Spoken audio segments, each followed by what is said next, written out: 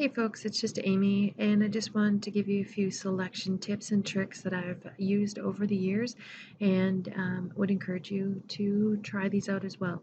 As always, starting with a real basic image with a background that's white, it's usually the easiest thing to make selections on, and there's a myriad of ways to do it. As always, I like to come over here and copy the background. That's a Control J, and that just makes it easier for me to make these selections and save them and use them over and over again. Now, these selection tools that you have will be up here in this first grouping. We have the marquee tool, we have the move tool that you don't really use for selecting, but then we have the magnet lasso tool. That is the last one you want to use. And then my two favorites, which are the quick selection tool and the magic wand. Under each of these other tools, you'll have some options as well.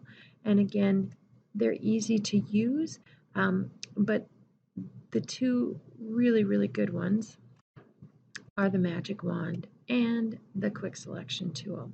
So when you're making selections, you want to make sure that you're on the right layer, and I'll just show you how this rectangular marquee would work. I just go like this, and you get the marching ants. Made my selection to deselect it, it would be Control D. That's a nice shortcut. To undo again is Control Z, and I'll bring that selection back. That is not the type of selection I want because it's not detailed enough, so I can get in there and make some even more selections to maybe colorize this image and different types of things. So I'm going to undo. With that being said, I'm going to come over here and I'm going to start with let's start with the quick selection tool. What you have to know is that you can't be afraid to use different tools. If one isn't working great, try another tool. With this selection tool here, the quick selection tool, you'll see here that my pointer is about, I would say about 1/4 of an inch. If I want to make that point bigger, I can come up here to do that, or the shortcut to do that is the bracket key, and it will make it larger, or you can use, and that's the right bracket key, excuse me, will make it larger, or if you want to lessen it, it is the left bracket key, and those two keys are right to the next of your letter P on your keyboard. I'm going to zoom this in just a little bit, not that much. Okay, and you can see here that I'm going to try to come in and select like this. Whoop, and it did okay, but it didn't do great. So I'm going to undo that, and again, you can see here that it just gets some extra stuff. So what I would tell you to do with this one, this is one of my favorites, I just select the whole image, and you'll see my marching ants are around the entire document. Now what you can do with that is then come up here to your select on your menu bar, and you are going to go to inverse. And, oh, it didn't like that.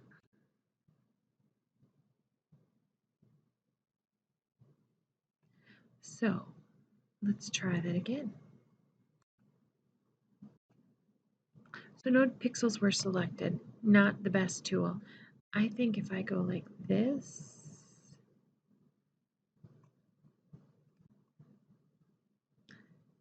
and then maybe try to inverse, we can try this way. And again, it's okay, but it's not great. So I don't really like that one, and I'm going to undo that by deselecting with a Control D. Next, I'm going to come over here and try my magic wand tool. And this time, I'm going to drag it, and you can see that I've got marching ants are on the outside and the inside of this image. That's what I want. This time I'm going to go to inverse, and you'll see now that just her body and the book are selected, and that's what I want. So I'm going to take that and save that selection so I can utilize that.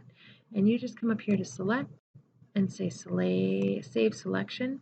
I'm going to call it woman with book and say okay. Now every time that I want that selection, so if I want to move that like a cut, and I want to move it maybe to a new layer, I can shut these layers off, and you'll see now I have her on a transparent background. This is a critical kind of tool because when you have her on a transparent background, she's very then easy to go get your move tool and move her wherever you want her. Okay, so I have some extra layers here. I'm just going to drag those to the garbage can. And that one did not want to go. Okay, so there I have it. I've made this beautiful selection.